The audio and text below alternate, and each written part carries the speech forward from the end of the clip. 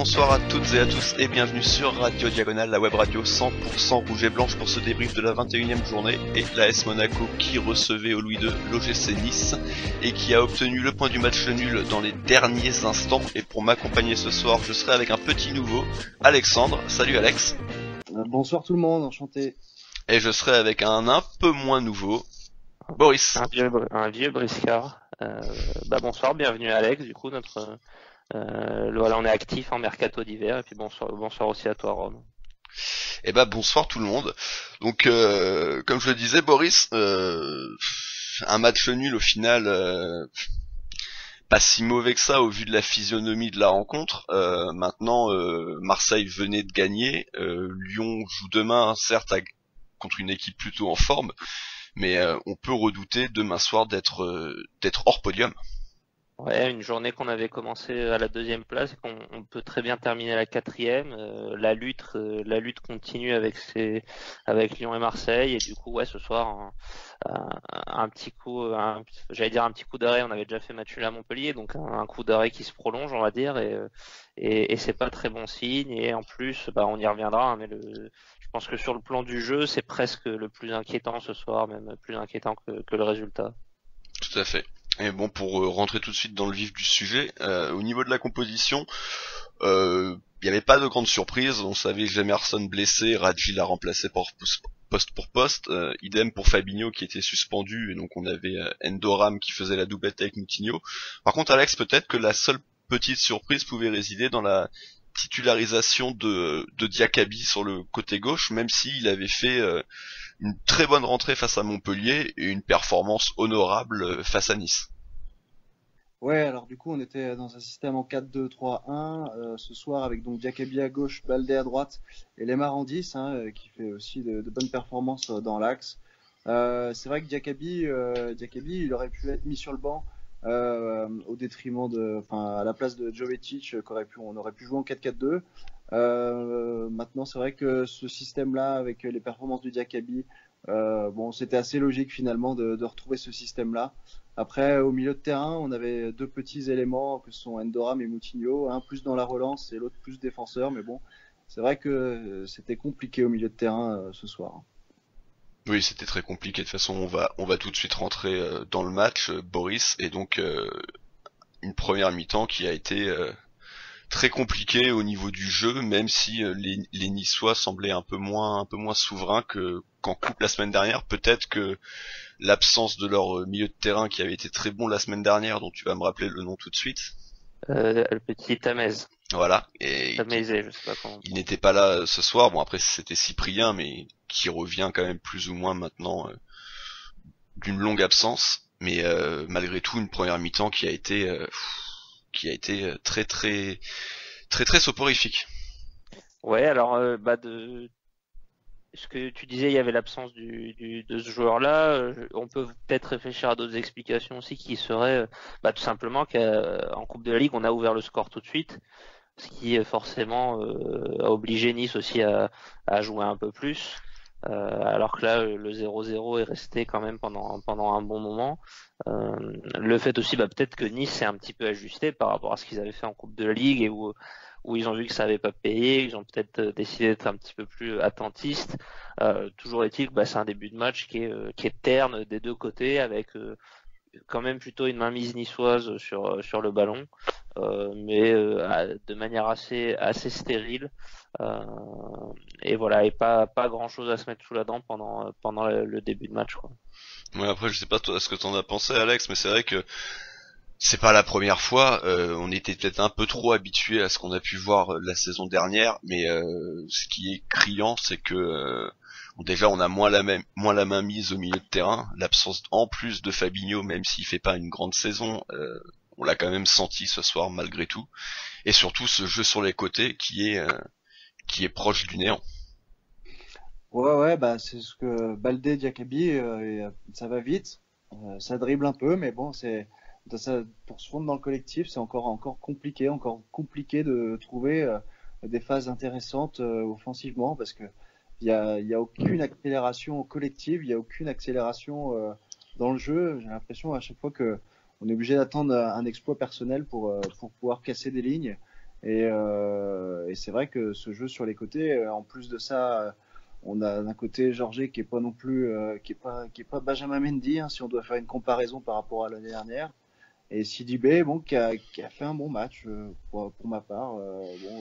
Ce soir, c'était loin d'être sa plus mauvaise performance.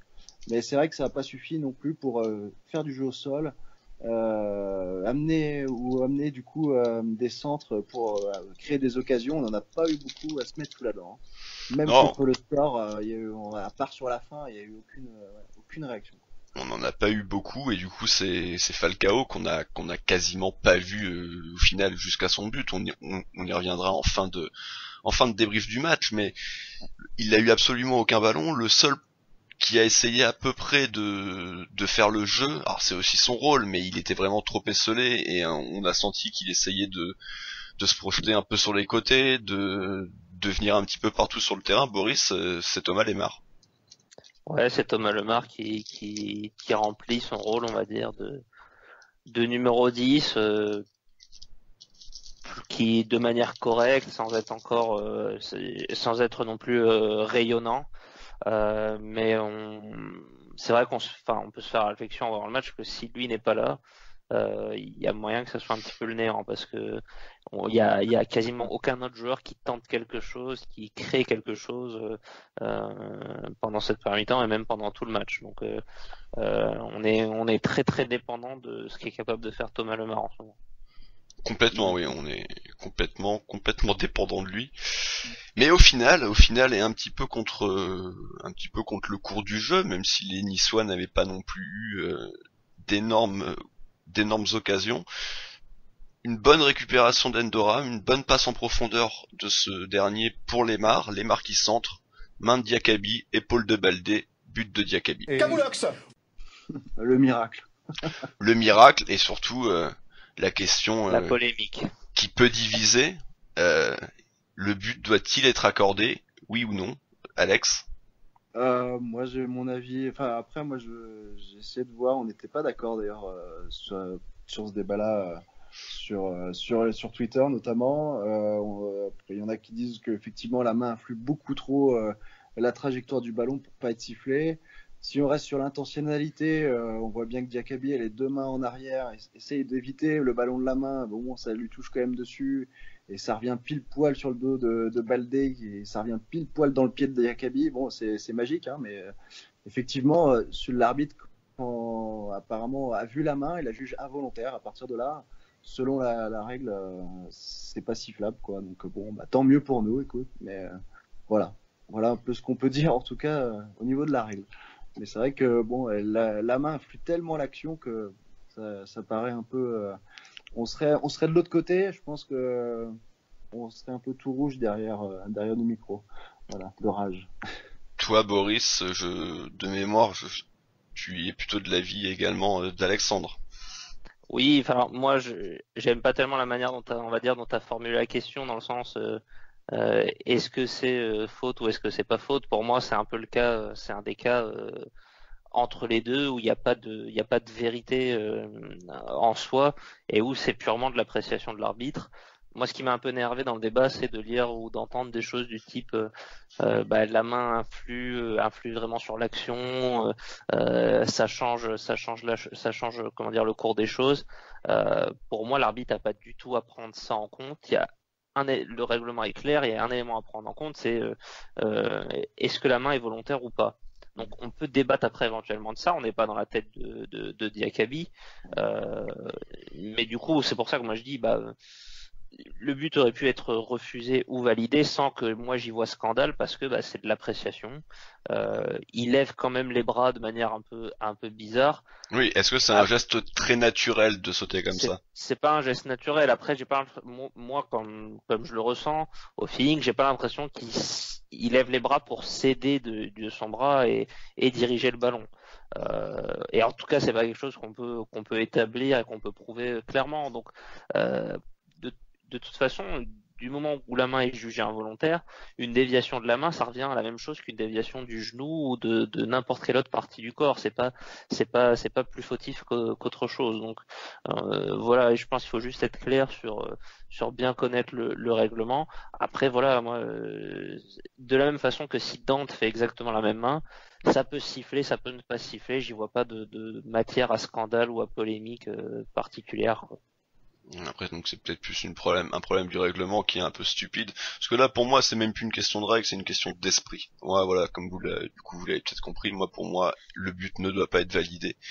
C'est une faute dans l'esprit du jeu, dans l'esprit du foot, dans l'esprit du sport en règle générale. On n'a pas le droit d'utiliser les mains au foot, point. Et en plus là, je suis désolé, malgré tout, Boris, si, ça a un impact sur le but, ça a un impact sur tout. C'est Oui, mais ça ça a se un siffle. impact, mais s'il avait fait une déviation du genou, ça avait un impact aussi. Et Oui, une mais main le genou n'est involontaire, pas une partie du corps non autorisée. oui, mais la main elle est non autorisée si elle est volontaire, c'est ça le règlement. Après, je veux bien que du coup le règlement porte à ce qui est des situations C'est tendancieuses et litigieuses, mais c'est pas comme ça que c'est arbitré 95. En fait, moi, ce qui m'agace un petit peu, oui, mais c'est pas parce que les gens se trompent, enfin c'est pas parce que les arbitres arbitrent mal 90% du temps qu'il faut se non, mélanger parce quand même. que pour moi, le vrai problème, c'est l'endroit où est commise. Et c'est d'ailleurs plus souvent le cas sur des fautes défensives, parce que c'est vrai que habituellement, quand même, on a plus affaire à des situations de penalty, oui ou non, que à ce genre d'action, quand même, c'est quand même un peu plus rare. Mais si Et cette ça devrait main-là, pas être arbitré différemment si pour cette moi. main-là n'a pas lieu dans la surface de réparation, elle est sifflée 100 fois sur 100. À partir du moment où en plus l'arbitre la voit. Parce qu'il y a énormément de fois où les joueurs embarquent le ballon sur un contrôle et involontairement l'emportent du bras. Et souvent d'ailleurs ils ont les bras en plus collés au corps, donc ce qui est encore moins choquant qu'avoir les mains en l'air. Et l'arbitre siffle tout le temps. Mais absolument Ouais, tout mais le temps. et d'ailleurs ça m'énerve quand il siffle ça, et donc bah je suis bien content que là il l'ait pas sifflé. Même si moi j'aurais pas crié au scandale s'il avait sifflé, hein, mais je Bah trouve que ouais. c'est le genre de situation qu'il devrait peut-être moins siffler. Pour moi c'est le genre de situation qui devrait tout le temps être sifflé. Après c'est peut-être un problème, comme tu dis, c'est peut-être un souci de règlement, de texte. Ouais, moi j'aime bien le côté intentionnalité quand même. J'aime bien qu'on juge les intentions parce que bah, C'est trop enfin, compliqué à juger. ouais, mais du coup si tu siffles toutes les mains, bah il va y avoir des pénaltys. Il risque d'y avoir pas mal de pénaltys à foison avec des défenseurs qui ont fait des mains involontaires, quoi. Et que Main, je trouve à pour le coup partir, contraire à l'esprit du jeu. je suis assez d'accord. Parce que si tu prends une frappe dans la main et que t'as rien pu y faire, Oui, Ça me rappelle, mais après il y a une rappelle question, il y a justement, une histoire de positionnement de la main. Si le défenseur a, on va dire, les bras le long du corps, ou qu'il a les mains derrière le dos et qu'il se retourne et qu'elle touche les mains, derrière les mains de toute façon il y avait le dos, tu vois. Donc c'est quand même différent. Mais après je vois ce que tu veux dire, hein, mais ouais, ouais. bon. ça me rappelle la roublardise de Baggio quand il a fait la Coupe du Monde avec son petit centre qui était arrivé pile poil sur la main et ça avait fait penalty. Bah ouais, voilà, c'est un peu dans le sens de Boris, où voilà, où si tu mets pas l'intentionnalité de la main, tu peux arriver à des situations qui sont un peu bizarres et bon. Moi, sur cette main-là, en tout cas, il la touche, il le reconnaît à la mi-temps au micro. L'arbitre le dit aussi qu'il l'a vu. Tout le monde a été clair sur la position. Tout le monde a vu la main et tout le monde l'a jugé involontaire. Enfin, l'arbitre, en tout cas, l'a jugé involontaire. Voilà, à partir de là, s'il a appliqué le règlement, pas de volonté de toucher le ballon avec la main, pas de faute et but. Voilà. Bah ce règlement est mal fait. Voilà. je, je conclurai donc sur ça. Et donc au final, bah on se retrouve à mener 1-0. On est au vestiaire, on mène 1-0. C'est plutôt une surprise parce qu'on s'attendait tous quand même on s'attendait tous à pas forcément trouver la faille, un peu comme contre Montpellier, hein, où quand même au bout d'une heure de jeu, on se demandait tous comment on allait pouvoir marquer un but, même si au final on a eu les 2-3 occasions pour. Mais là on a eu la réussite avec nous, on a eu une occasion, on la met au fond. En plus elle peut porter à polémique. Mais malheureusement, la deuxième mi-temps va reprendre de la pire des façons Boris, parce que Nice va égaliser dès la 47e minute de jeu. Et c'est, comme on l'avait dit pendant la causerie, une nouvelle fois, Balotelli qui décidément nous aime beaucoup. Ouais, ce diable de Mario Balotelli qui fout jamais un pion à l'extérieur et qui ce soir a décidé de s'amuser au Louis II. Visiblement, il n'avait pas encore marqué au Louis II, parce que les buts qu'il avait marqués à chaque fois c'était dans les deux raclés en Ligue 1 cette saison et l'an dernier, mais l'an dernier il devait être là au match retour, mais bon, vu qu'on avait gagné 3-0, évidemment il n'avait pas marqué, mais même de mémoire il n'avait pas pesé beaucoup. Mais là ce soir, il égalise. On l'a pas vu des masses, mais en deuxième on va le voir un peu plus, on le voit tout de suite à la 47e, ça part d'un petit travail de Saint-Maximin côté droit. Qui s'amuse un peu avec Georges qui est pas très agressif sur le coup. Saint-Maximin qui échange avec Les Melou, qui est pas non plus trop agressé par Moutinho. Et puis Saint-Maximin qui finit par déborder, par centrer dans les 6 mètres. Et là, il y a une petite situation un petit peu litigieuse, oui ou non. En tout cas, Glick qui est un petit peu accroché, qui est un petit peu touché par Balotelli, qui tombe.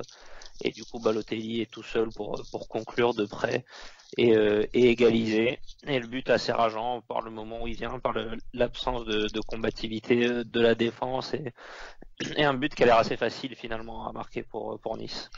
C'est vrai que Alex, je sais pas ce que t'en penses, mais au final cette action-là, c'est un enchaînement d'erreurs individuelles, alors plus ou moins importantes, parce que Georges est quand même beaucoup à pointer du doigt.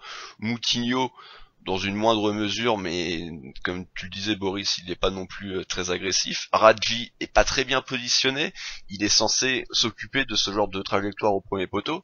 Et enfin Glick qui se fait prendre comme un débutant, il y a pas faute. Je pense Balotelli la joue bien, Glick pour le coup la joue mal parce que il en rajoute trop volontairement, c'est trop gros pour être sifflé. Même si ça a clairement une incidence sur sa défense, Glick il fait quand même 1m90, il fait 90 kilos, donc il va pas non plus nous faire rigoler quoi. Ça aurait été Georges, j'aurais pu comprendre qu'une simple pichenette dans la nuque le fasse tomber. Glick, c'est un peu plus compliqué. Ouais, je suis complètement d'accord avec toi. Georges, il est un peu loin au début de l'action, il laisse un peu partir Saint-Maximin sur le côté. Il a du mal tout le match, il a eu du mal à coller vraiment Saint-Maximin en défense. Oh là là. Comme s'il lui laissait le temps à chaque fois de prendre son accélération, c'était un peu rageant ça. Après, il joue bien le coup. Balotelli au deuxième poteau, il se fait un peu oublier par Glick. Et puis, comme tu dis, Glick, il fait 1m90, il fait 90 kg. S'il a envie d'être devant Balotelli et de s'imposer physiquement, il y est, quoi. Si la main dans le cou, s'il a vraiment envie d'imposer son physique, on l'a déjà vu dans nombreuses situations, il sait le faire et il doit jamais céder comme ça, il doit jamais attendre la faute à ce moment-là du match. Et du coup, ça donne un but dans les 6 mètres de Subasic qui, encore une fois, est battu. Mais bon, et là, il peut pas faire grand-chose sur ça. C'est toute la défense qui est passive. Et lui, il subit juste la conséquence, c'est tout. Tout à fait. Et donc du coup, la rencontre est relancée. En tout cas, le score et Nice reviennent à hauteur, Boris. Et derrière, il va pas se passer. Et derrière, on va tout de suite reprendre le compte. Ah non. C'est ça. Il va pas se passer grand-chose de positif. On sent pas que Monaco essaye tout de suite de repartir de l'avant. Enfin, même tout simplement de partir de l'avant, qu'il ne l'avait pas fait en première mi-temps. Non, il y a dans le jeu, c'est pas loin du néant. Un peu comme à Montpellier, j'ai l'impression qu'en fait on attend soit l'exploit individuel, soit le coup de bol. Et quand tes joueurs sont pas tellement inspirés pour avoir pour sortir un exploit, ça laisse plus beaucoup d'options. Dans le jeu, on a été incapable de vraiment créer quoi que ce soit, de se procurer des occasions. Et Nice va continuer à plutôt gérer le match, à nous dominer d'un point de vue technique et collectif, sans même être trop dangereux non plus, hein, mais voilà, le match continue sur un rythme un peu moyen, quoi. Sans être trop dangereux, malgré tout, Alex, on peut revenir sur 3 minutes un petit peu folles. Alors folles, dans le match de ce soir, hein. Donc dans un match on va dire à peu près normal, ces 3 minutes auraient été très vite oubliées. Mais il y a quand même une grosse occasion pour Monaco où Baldé est d'ailleurs sanctionné d'un carton jaune de manière complètement ridicule par l'arbitre, où malheureusement le Marchand se fait mal et devra céder sa place quelques instants plus tard. Et quelques minutes après, Glick sur un corner sauve également quand même le 2-1, un corner qui était pas bien tiré en plus, mais que Moutinho gère très très mal au premier poteau, et c'est Glick heureusement qui coupe devant Balotelli. Je sais pas si tu t'en rappelles, Alex, mais c'était quand même les deux actions un petit peu sympas de cette seconde mi-temps, voilà quoi. Ouais, et à ce moment-là, on s'est dit, ça y est, le derby est lancé, les esprits s'échauffent, mais tranquillement. Il y avait beaucoup d'intensité à ce moment-là du match. Des occasions, on s'est dit, ça y est, c'est lancé, la bataille pour les 3 points est bien lancée. Et finalement, non, ça c'est vite retombé en fait. Et effectivement, ils sont pas loin sur l'un des rares centres qui est arrivé dans cette seconde période face au vent. C'était énormément compliqué de centrer, tous les ballons revenaient en retrait. C'était pas, c'était à mon avis, centrer, c'était peut-être pas la bonne solution. Et c'est pour ça d'ailleurs qu'on a eu un changement un peu plus tard dans la rencontre, mais on y reviendra. Donc ouais, il y a Baldé et Falcao qui se jettent. Il manque pas grand-chose, il manque aller 50 cm pour que l'un des deux la touche et que ça rentre au fond. Et derrière, on a un sauvetage miracle un peu de Glick. Et puis voilà quoi. Et puis après, on est retombé un peu dans notre travers. On a laissé un peu le jeu aux Niçois jusqu'à la suite des événements. Jusqu'à la suite des événements, tout à fait, Boris. C'est donc ce but de Mario Balotelli. Alors on peut quand même juste signaler que quelques minutes avant, Sidibé, après avoir fait un petit peu n'importe quoi quand même, avait réussi à un tacle de haut niveau quand même en revenant miraculeux et de haut niveau en revenant sur Cyprien de mémoire. Ouais, Cyprien, qui avait mis quand même, parce qu'il faut quand même le noter, un sublime petit pont à notre poteau et faire le latéral gauche. Mais bon, on s'occupera de lui un petit peu plus tard. De toute façon, maintenant, ça devient l'habitude. Mais bon, voilà, ça faisait quand même 2 occasions très très inquiétantes sur notre but. Et ben finalement, à la 68e, c'est Balotelli, encore lui, qui va faire la décision, Boris. Ouais, un but, j'irais pas jusqu'à dire gag, mais un but un peu bizarre parce qu'il est très bien trouvé par Cyprien, par Seri, je crois. Qui fait une super ouverture comme aucun de nos milieux de terrain sait faire. Bon, ça c'est fait. Et qui trouve Balotelli, mais Balotelli qui est plutôt a priori bien cadré par Radji sur l'occasion. On a l'impression que Radji tient son joueur et pas vraiment débordé. En plus, Balotelli c'est pas normalement le joueur qui a tellement le coup de rein pour éliminer comme ça, mais finalement il va plutôt contourner Radji. Je suis quand même pas confiant, moi, quand je vois que c'est Radji sur lui, hein. Ouais, moi, je sais pas, j'étais pas encore en stress. Et puis, bah, il va commencer à le contourner, là. Il a pris le boulevard extérieur, et une frappe qui va être détournée par Radji et qui finit dans le petit filet de Subasic, qui est un peu pris à contre-pied, un peu de réussite aussi pour les Niçois, mais voilà, c'est encore très mal défendu de notre part. Et Balotelli, bah, qui continue son festival. Ah, c'est très mal défendu parce que la première passe de série, c'est vrai qu'elle est sublime. Glick essaye de tacler, mais bon, c'est au final c'est pas dans le timing, donc il rate la balle. Derrière Radji, toi t'étais plutôt, confiant entre guillemets. Moi, j'ai eu très très peur et pour le coup, ça c'est vraiment le genre de défense où un Jamerson peut être très bon.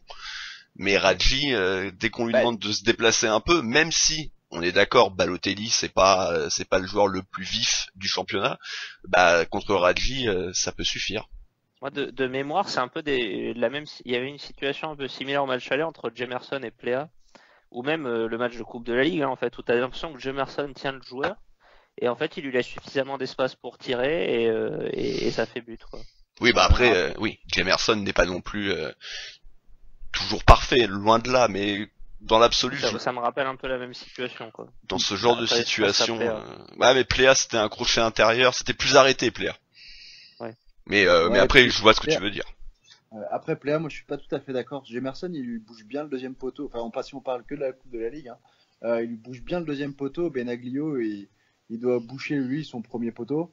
Et finalement, il bouche le même. Il se met en plein milieu de son but, c'est-à-dire qu'il couvre pas son premier, il couvre à moitié le deuxième. Et finalement, Pléa, bah, il met le ballon là où il faut, quoi. C'est-à-dire là où il y a C'est pas faux. personne, donc au premier. Mais Ouais, non, après, pas pour moi, du le placement. un Après, contrat comme ça, l'attaquant doit pas tirer, quoi.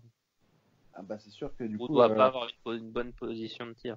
Ah non, mais ça, par contre, je suis d'accord. Après, sur le but de ce soir, sur le but de Balotelli, ce que je regrette un peu, c'est que si on regarde bien la passe de Seri, Radji, il est un peu en retrait par rapport à Glick, et Glick, il revient d'une situation où il était un peu monté.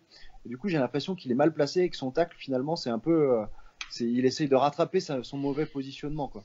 Parce que normalement, il doit être un peu plus près, Balotelli doit être entre les deux et Glick doit être un peu plus près. Donc le tacle, c'est juste pour compenser son mauvais placement. Après, bon, bah, Balotelli face à Ragui, bon, je dirais que je donnais du 60-40 pour Balotelli, quoi. Bon, bah là, avec le tir contré, bon, bah voilà, quoi. C'est au fond, quoi. Et puis Subasic, bah, il regarde encore le ballon passer.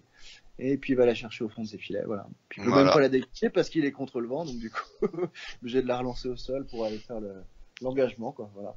En tout cas, c'est un but qui intervient à la 68e minute de jeu et Jardim décide tout de suite de faire sortir Keita Baldé pour faire rentrer Ronny Lopez. C'est la 69e.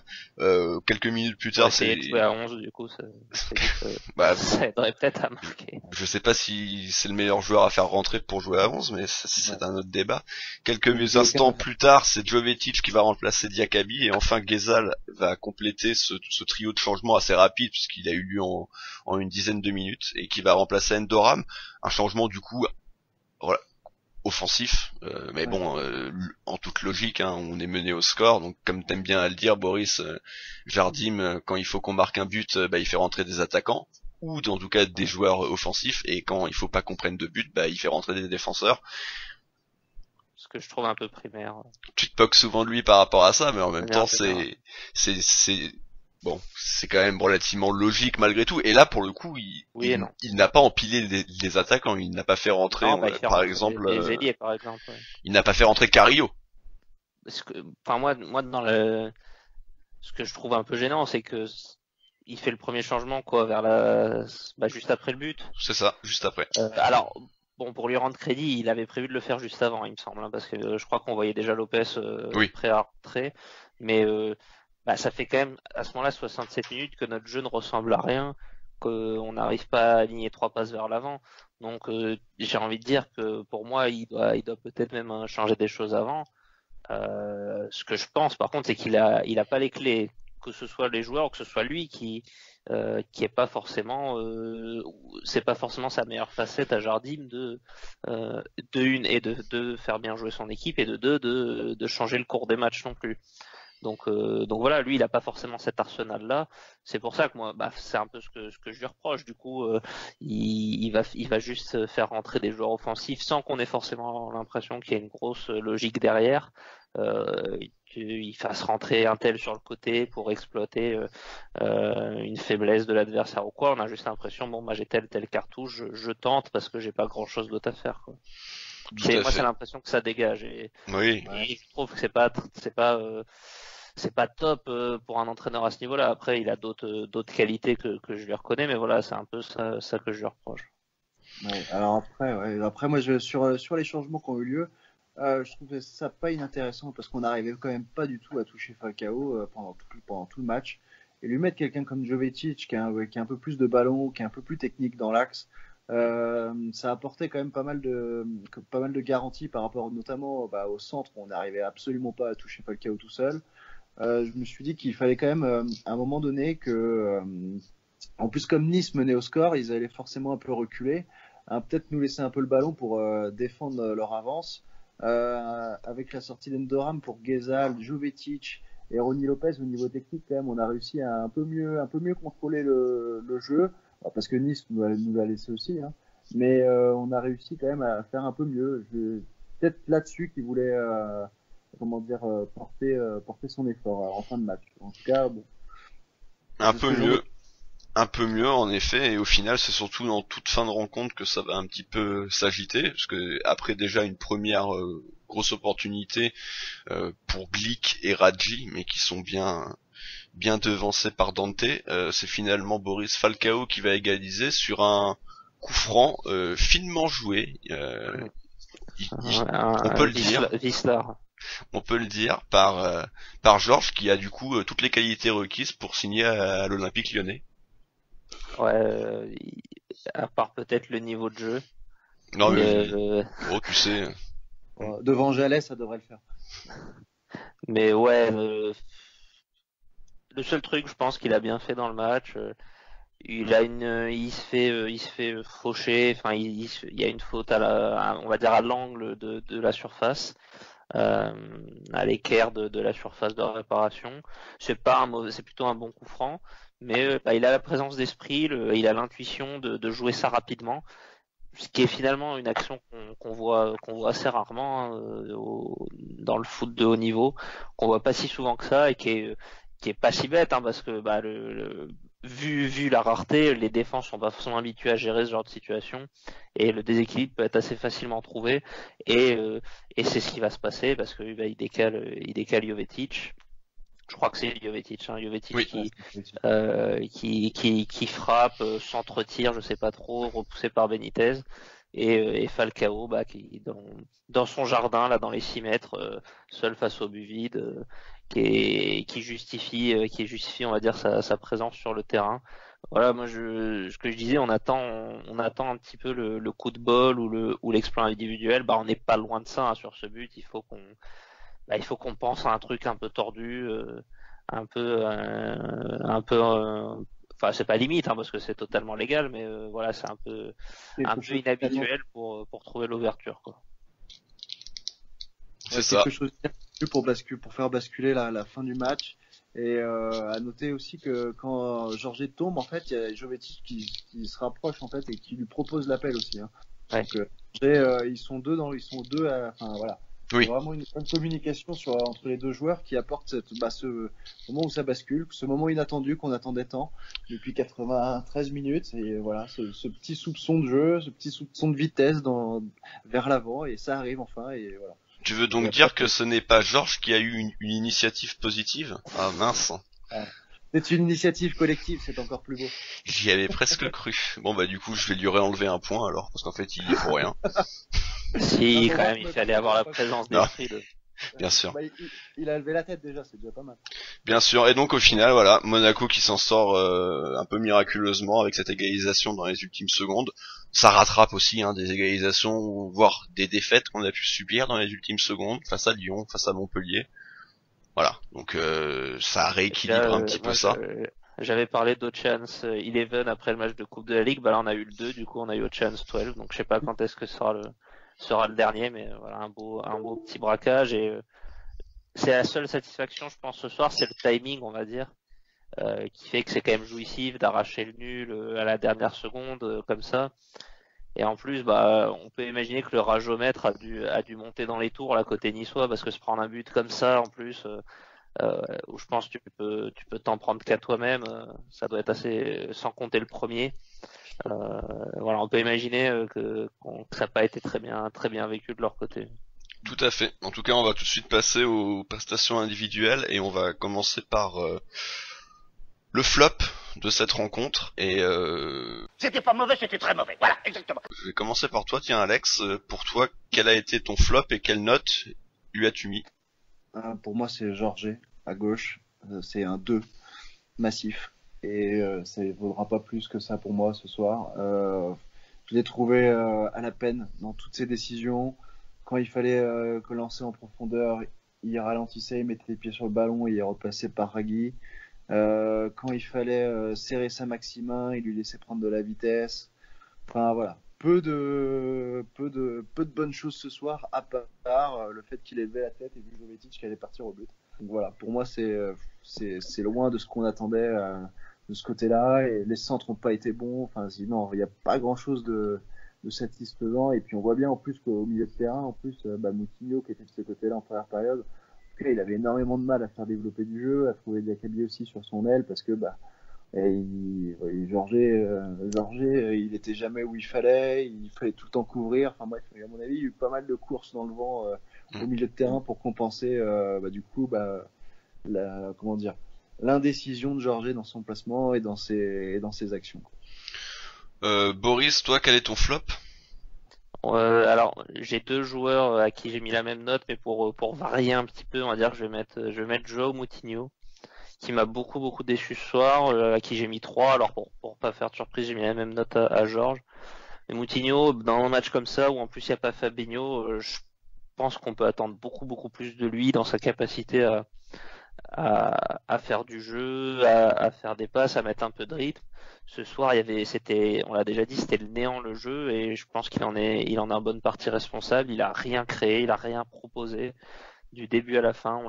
On l'a pas vu à part faire des petites passes latérales du début à la fin du match. Donc je trouve ça vraiment dommage, et voilà. Et en plus, ces coups de pied arrêtés, enfin.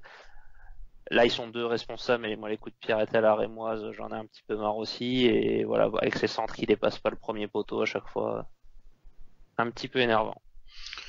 Ouais, je suis assez d'accord avec vous. Je vais pas rentrer dans les détails, juste donner mes notes, mais Georges, ça sera 3,5.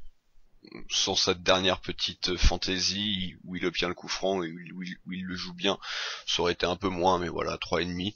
Je l'ai trouvé quand même malgré tout plutôt correct défensivement en première mi-temps, mais à la peine sur toutes les autres phases de jeu, et en deuxième mi-temps, bah, c'était à la peine tout court. Et pour Moutinho, pareil, d'accord avec toi, ça vaut 4. Maintenant, un sujet peut-être un petit peu plus compliqué. Quel est le top? Alors, nous sommes tous d'accord pour dire que Jean-Claude est nul. Ah oui, ouais. Eh bien, figurez-vous que c'est le moins mauvais d'entre vous. Ce soir, pour toi, Boris, quel est le joueur qui s'est un peu plus différencié des autres de façon positive? Mario Balotelli, on a le droit ou pas? Non, bah côté Monégasque, moi j'ai mis Thomas Lemar. C'est pas avec un enthousiasme démesuré non plus. J'ai mis une note de 5,5. Mais bah c'est le seul joueur qui, comme on l'a déjà dit, qui propose un peu des choses, qui déborde. Il est quand même décisif sur l'ouverture du score, avec un bon travail côté droit, un bon ballon dans la boîte. Il a une bonne petite occasion deuxième mi-temps aussi où il fait un crochet, élimine 2 joueurs et une frappe qui est contrée par Série. Donc voilà, c'est le joueur qui était le plus visible dans les 4 de devant, et c'est un de ceux qui a pas grand chose forcément à se reprocher ce soir. Même si c'est pas encore le grand Thomas Lemar. Pour toi, Alex? Pour moi, c'était pareil. J'avais mis 6 à Lemar, et pour les mêmes raisons. Et vraiment, c'est des fois Lemar, il va nous apporter je pense encore des points, mais c'est vraiment l'arbre qui cache la forêt au niveau de l'animation offensive, quoi. Parce que si on l'enlève lui, on a bien vu en plus quand dans sa période d'absence là, qu'on faisait pas grand chose, que ça bougeait pas trop. Et là, j'ai l'impression que même avec lui, on retombe dans ces phases-là, c'est ça qui fait peut-être un peu peur pour la suite du championnat. Voilà. Et pour ce soir, en tout cas, Lemar haut la main. D'accord avec vous, et c'est pareil, c'est la note de 6. On va passer maintenant au reste des prestations individuelles, et on va commencer par Subasic. Boris, qu'en as-tu pensé? Compliqué, pas grand chose à se reprocher sur les 2 buts, malgré tout, 2 buts encaissés. Pas facile à noter, quelques ballons qu'il a bien, enfin rien de très compliqué, mais qu'il a bien géré. Il a des petites frappes de loin qu'il a bien gardé. Sur les buts, il est pas. Alors sur le deuxième, je pense qu'il peut vraiment rien faire. Sur le premier, ça me semble aussi compliqué, même si le ballon est un peu plus près de sa zone. Il y a quand même beaucoup de monde, donc je pense pas qu'il puisse forcément faire grand chose. Du coup, bon, j'ai mis une note de 5, assez moyenne. Juste ta note, Alex? Ouais, j'ai mis 4 moi, mais bon, c'est vrai que 4 ou 5, bon, ça, ce soir, de toute manière, il en prend 2 où il peut rien faire. Après, bon, voilà, il a rien fait non plus d'exceptionnel sur le reste. Bon, voilà. Ouais, moi j'ai coupé la poire en 2, j'ai mis 4,5. Alex, Glick. Ouais. À Glick, moi j'ai mis un 4 ce soir. 4 parce que effectivement, bon, ils sont bien. Il a terminé quand même le match aux avant-postes. Hein, il a montré toute sa détermination. Mais c'est vrai que dans le match, je l'ai trouvé un peu moins bon que l'an dernier. L'association avec Raghi, je pense qu'il doit compenser un peu aussi l'italien. Donc il doit être un peu partout. Et puis avec Endora Moutinho devant, ça laissait quand même passer pas mal les offensifs adverses. Et donc du coup, bon, c'est comme ça qu'il prend son jaune d'ailleurs au début, parce que Endoram se fait passer hein, et qu'il est obligé de stopper l'action tout de suite. Mais non, je l'ai pas trouvé impérial dans les duels. Dans son duel notamment face à Balotelli sur le deuxième but niçois. Et puis voilà, 4, ça me paraît être bien par rapport à son match. Ta note, Boris, pour Glick? J'ai mis 4 aussi. Il est moins impérial cette année. Je sais pas s'il a bu trop de vodka pendant les vacances ou pas, mais il a un peu du mal à revenir, je trouve, depuis la reprise. Ouais, pour moi, ça sera 5, parce que malgré tout, il y a ce Il a un beau sauvetage. sauvetage, ouais, il a un beau sauvetage. Il y a ce sauvetage qui compte, et puis ça reste Glick, ça reste le meilleur des deux, mais après on est quand même d'accord que ces dernières prestations, en fait ces prestations sur 2018 là, les 3 rencontres sont un petit peu décevantes par rapport à toutes ces prestations de 2017 et même la fin de l'année 2017 où il avait été très bon, que ce soit contre Saint-Étienne ou Rennes. Et encore, j'ai rien dit sur les relances. Hein, mais bon. Oui, mais bon ça, bon voilà. Ça, on n'aura jamais mieux de toute façon. Justement, Boris, son binôme, Radji. Ouais, pour faire la bonne mesure, j'ai mis 4 aussi parce que alors lui, ça s'est surtout vu sur le but, enfin même sur le premier, comme tu disais, il peut peut-être intervenir. Sur le deuxième, il se fait un peu balader. Il s'est fait balader quelques fois aussi par Balotelli pendant tout le match. Donc voilà, c'était pas du très très bon Radji ce soir. Le binôme a vraiment été en difficulté, a pas été très rassurant de manière générale. Ouais. Pour moi, ça sera 4. Alex, avant de parler de CDB, peux-tu nous donner ta note de Radji? 4, c'était un travail collectif ce soir derrière, et quand il y a une faillite collective, entre guillemets, enfin quand on est défaillant derrière, les deux sont fautifs, donc 4 pareil. Et justement, donc CDB, toi, je sais que tu le disais d'ailleurs en début d'émission, que tu l'avais trouvé plutôt bon ce soir. Il a fait un sacré retour quand même sur le tacle en deuxième période, notamment. Et puis surtout, je l'ai trouvé disponible offensivement. Je trouvais qu'il a fait pas mal d'interceptions. Il a été disponible pour le jeu offensif. Et derrière, il a réussi quand même, je trouve, à faire un bon match. Ce qui généralement pas le cas, parce que soit il est bon offensivement et derrière il est aux abonnés absents et on a une vraie passoire parce qu'il manque de concentration, parce qu'il manque de jus, parce que ça demande énormément d'énergie d'aller attaquer et de revenir. Mais ce soir, j'ai trouvé qu'il avait à peu près trouvé le bon équilibre entre l'attaque et la défense. Et voilà, de derrière, pour moi, c'est le meilleur ce soir. 5. Et donc tu lui as mis 5, c'est ça? 5, ouais, tout à fait. Ouais. Toi, Boris, pour CDB, un petit peu moins? Non, 5 aussi. 5 aussi. Moyen, mais du coup, comme les autres sont nuls, lui, même en étant à son niveau moyen habituel, du coup, il ressort un petit peu. Et je pense juste qu'il était content que Saint-Maximin soit pas de son côté ce soir. Il était tranquille avec Pléa, qui était pas très incisif. Ouais, je lui ai mis 5 également. Et à noter quand même qu'il a obtenu un coup franc en faisant un dribble absolument extraordinaire en deuxième mi-temps. Voilà, c'était... il perd un peu le contrôle de ses pieds par moment, on dirait. C'était un grand moment de football. Après, c'est ce que Total régal. Ouais, total régal, ouais. Mais après, je crois que c'est Lesmelou qui fait la faute. Il se met complètement dans Sidibé, il part un coup à gauche, un coup à droite, il repart à droite. Et le défenseur niçois, donc je crois que c'est Lesmelou qui se remet exactement dans le sens où il est allé, donc il lui bloque, il obstrue complètement le passage. Donc je pense qu'il a eu énormément de chance d'obtenir un coup franc comme ça, mais en même temps il y a une part c'était mérité pour moi, la faute est méritée. Mais c'est vrai que on part de loin pour avoir la faute, quoi. Voilà. On a déjà parlé de Moutinho, Boris, vu que c'était ton flop. Qu'as-tu pensé du jeune Endoram qui commence à enchaîner un petit peu les matchs là? Je l'ai trouvé un peu mieux que Moutinho, plus visible déjà à la récupération, ce qu'on peut trouver à la limite logique vu vu son gabarit. Même s'il s'est quand même fait balader quelques fois, il a pris un sombrero, il a pris crochet par Balotelli, etc. C'était pas un match non plus évident pour lui. Il prend des initiatives à la relance, il vient chercher des ballons, donc je suis monté à 5, mais voilà, c'est pas fabuleux non plus, mais c'est pas forcément, je trouve pas ça en dessous de ce que nous propose Fabinho en ce moment non plus, donc voilà, ça m'a pas choqué. Ça sera 5 pour moi aussi, et toi Alex?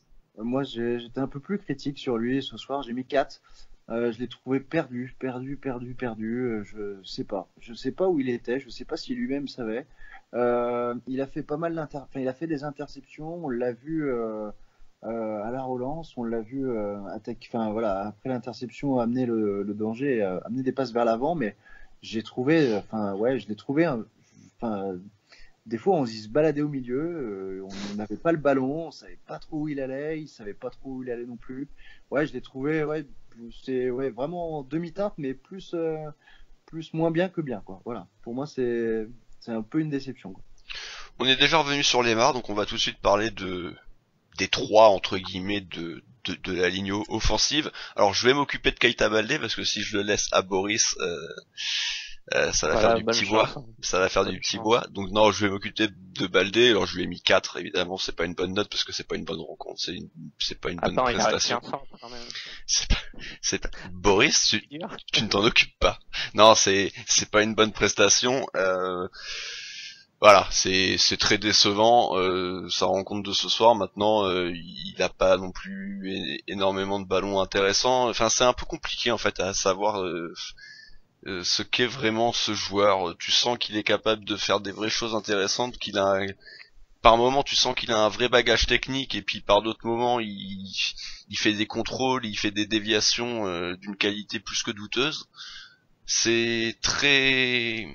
Il est très surprenant, voilà, j'ai du mal un peu à comprendre ce joueur. Je l'aime bien malgré tout, j'y crois, et c'est vrai que statistiquement dernièrement il était intéressant, mais là malheureusement ce soir il n'y a pas eu les stats, et puis il est sorti à la 70e dans le plus grand des silences, parce que de toute façon il n'y avait même pas de quoi le siffler.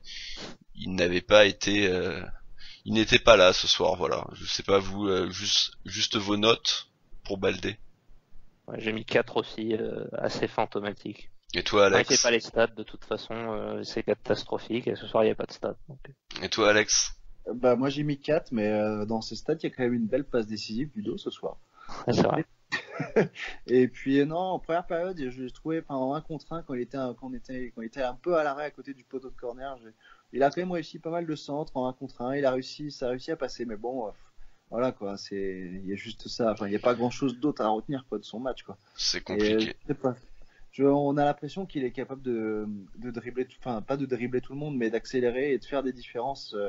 Rapidement si on lui laisse de l'espace. Je ne sais pas si sur un côté finalement il est pas un peu contenu et que ça lui donne pas assez de liberté, mais en même temps quand tu lui en donnes trop, j'ai l'impression qu'il est un peu fou aussi, qu'il fait un peu tout et n'importe quoi. Donc je sais pas.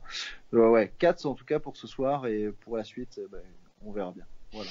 On verra bien, et donc je vais te laisser parler tout de suite de celui qui a ouvert le score chez nous, Diakaby, Alex, qui dernièrement quand même offre des prestations un peu plus honorables, en tout cas que tout son début de saison qui avait été très compliqué. Là, une rencontre face à Nice correcte, une très bonne rentrée face à Montpellier ce week-end, et là un but. Ouais, un but. Alors bon, on est déjà revenu dessus. Après, sur son match en lui-même, je pense qu'il est sur son côté gauche avec Georgier derrière. Je pense clairement, c'était pas un côté prolifique ce soir, et on l'a pas trop vu. Enfin, ouais, j'ai pas été très emballé par. On l'a pas trop vu, et de ce que j'ai vu, c'était pas non plus. Il a pas fait de différence non plus quoi sur son côté tout seul. Voilà, il a été bien aidé par Lemar aussi, qui a l'habitude du poste et qui venait souvent de ce côté-là aussi. Mais ouais, à part son but, voilà, j'ai pas grand-chose à retenir. Mais j'ai pas grand chose à retenir de négatif non plus quoi. Donc bon. Donc c'est 5. Donc ouais, c'est 4,5 ouais. C'est 4,5, et toi Boris? 5. Rien à rajouter. 5 également pour moi, et Boris, tu vas conclure sur Falcao. On parlera rapidement des entrées en jeu, mais tu vas conclure en tout cas sur les joueurs notés. Et donc Falcao, qu'on n'a absolument pas vu pendant 92 minutes, mais qui marque son but.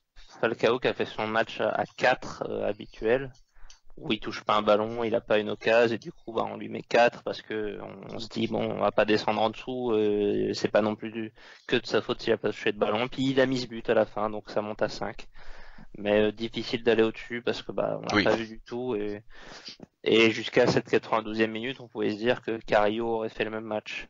Du coup, il y a ce but à la fin qui peut permettre d'avoir le doute là-dessus, mais alors, je pense que Carrillo aurait été capable de mettre le même but quand même. Je sais pas. Quand même. Franchement, je sais pas. Il aurait peut-être pas été dans la zone, il aurait peut-être pas eu le temps d'avance sur le défenseur. Hein. Non, mais bien sûr, mais ça me fait plaisir que tu dises que tu le compares à Carrillo, c'est bien. Ah bah quand il joue comme ça. Et ouais, pour moi c'est 5 aussi, et toi Alex? Moi c'est 5 aussi, mais pour les mêmes raisons que Boris. Après, ce que j'ai bien aimé aussi dans son match, c'est qu'il, même s'il est tout seul devant, qu'il galère, qu'il a pas un ballon, que ça joue pas un gramme devant, il cherche à redescendre, il fait l'effort défensif, il cherche à faire vivre le ballon en redescendant près des milieux, parce que Moutinho et Ndoram, ils avaient énormément de mal à construire de là où ils étaient. Et il a apporté des solutions, donc j'ai bien aimé cette attitude-là. Après c'est vrai que devant c'était pas non plus, il en a eu un, il l'a mis au fond, 5, voilà. Tout à fait. On va rapidement revenir sur les 3 rentrées en jeu, donc Lopez, Ghezal et Jovetic. Je sais pas Boris si t'as quelque chose de particulier qui te revient sur un des 3. Non, Jovetic on a déjà parlé, qui était décisif sur le but. À part ça, j'ai pas vu aucun des 3. J'ai pas tellement de souvenirs de 3. Je pense pas qu'ils aient touché beaucoup de ballons et qu'ils aient fait des différences. Donc, Ghezal et Lopez, ça reste dans les lignées des prestations qu'ils nous offrent depuis un moment. Ils font très peu de différence, ils éliminent pas de joueurs, ils sont pas décisifs. Et puis Jovetic, qui a encore un peu de mal, faut qu'il enchaîne, faudrait qu'on arrive à lui donner des titularisations, mais voilà, c'est pas évident, il y a de la concurrence, donc les bouts de match comme ça, c'est pas évident pour lui. Il y a de la concurrence, et puis il y a des gros matchs qui arrivent, alors peut-être là face à Metz, mais derrière ça sera Lyon, Marseille, Lyon et Montpellier, donc ça sera peut-être un peu compliqué de lui donner des minutes. En même temps, l'enchaînement des matchs fera peut-être on verra plus. On devra à un moment donné le faire jouer, mais pour l'instant, il a pas montré encore des choses. Alors, on n'est pas à l'entraînement après, mais en match, des choses qui nous disent, parce que ça serait quand même un changement tactique pas négligeable de jouer avec lui. Ça serait pas plus tout à fait la même organisation. Et je pense qu'il a pas encore donné l'envie à Jardim d'aller vers ça, quoi. Mais voilà, je sais pas si les entrées en jeu comme ça pour lui c'est la meilleure. La meilleure des choses, ouais.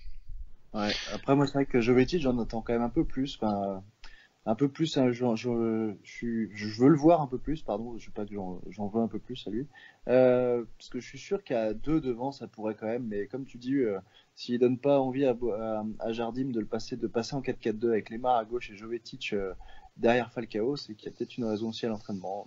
Après on n'est pas dans le secret des dieux, mais sinon sur le match sur les 3, rien de plus à rajouter à part Jovetic qui a bien joué et qui était roublard au bon moment, et puis voilà. Et puis bon voilà, c'est sur ça qu'on va se quitter. On a fait le tour maintenant de cette rencontre. Merci Boris de m'avoir accompagné, merci Alex pour ta première participation chez nous. C'est moi qui vous remercie, ça me fait très plaisir d'être avec vous en tout cas pour discuter des matchs de Monaco. Merci à toi. Le prochain rendez-vous sera la causerie de la rencontre face à Metz, qui sortira du coup samedi. Je vous invite à nous suivre sur nos différentes plateformes, à savoir notre chaîne YouTube, notre page Facebook et notre compte Twitter. D'ici là, portez-vous bien et Dagé Mounegou. Et bisous.